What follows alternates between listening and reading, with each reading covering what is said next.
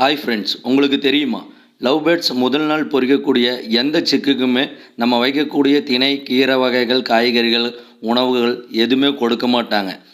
அவங்க இரைப்பையிலிருந்து சுரக்கக்கூடிய ஒரு வகையான சுரப்பி கொஞ்சம் லிக்விடு போல் இருக்கும்.